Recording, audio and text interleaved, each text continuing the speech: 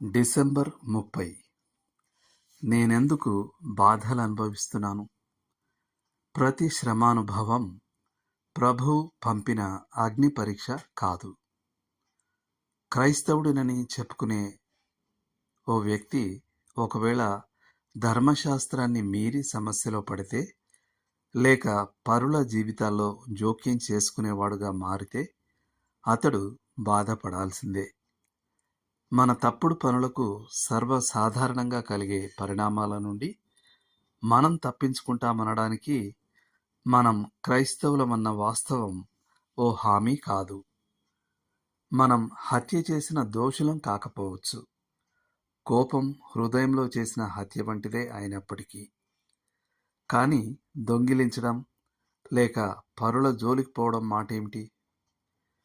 అబ్రహాము, దావీదు, పేతురు మరియు ఇతర గొప్ప వ్యక్తులు దేవునికి అవిధేయులైనప్పుడు దాని కారణంగా వారు బాధలు అనుభవించారు.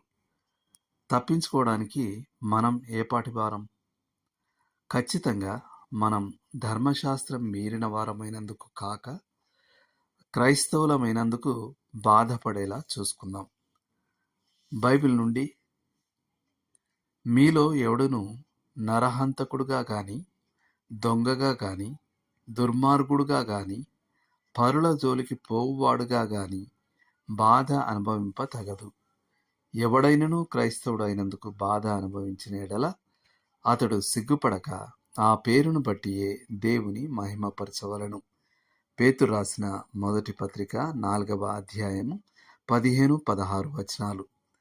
మరింత అధ్యయనానికి రోమా పత్రిక 8వ అధ్యాయం 17-26 వరకు, కొరింథీయులకు రాసిన 2వ పత్రిక 4వ అధ్యాయం 11-18 వరకు.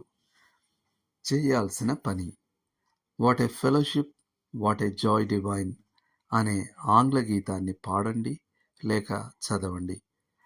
లేక మీరెంచుకున్న ఆనందాన్ని వ్యక్తపరిచే గీతాన్ని పాడండి.